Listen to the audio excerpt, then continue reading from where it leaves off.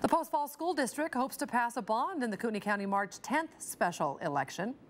It would add a second story to River City Middle School, build an auxiliary gym, and performing arts auditorium to Post Falls High, and build a new elementary school.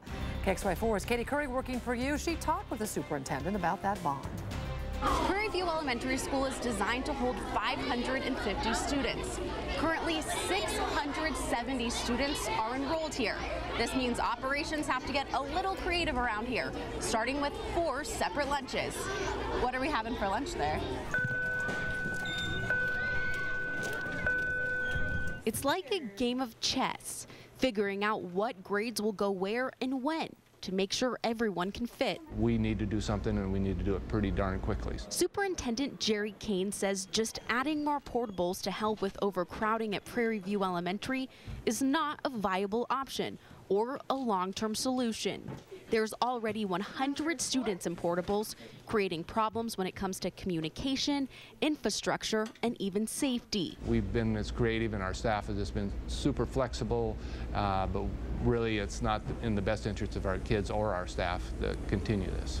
The school district was rezoned a few years back to help, but it was only a Band-Aid, as other elementary schools in the area are now overcrowding. We're right there where we would need to do something pretty dramatic to rectify this current situation if we're not able to get a new building built pretty quickly.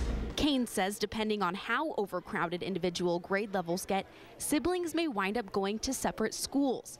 He adds the district needs this in order to give the kids the best educational opportunities. And in a community like ours, you know, that's the question, when, not if, because we're going to continue to grow, we're going to continue to need buildings. Kane believes a good school system and a good community are symbiotic.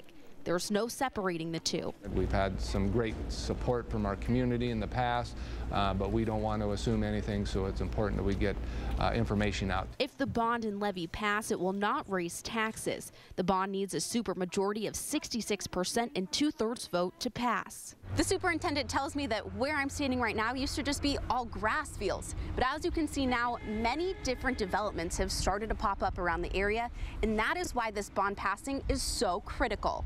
Reporting in Post Falls, Caiti Currey, KXLY4 News.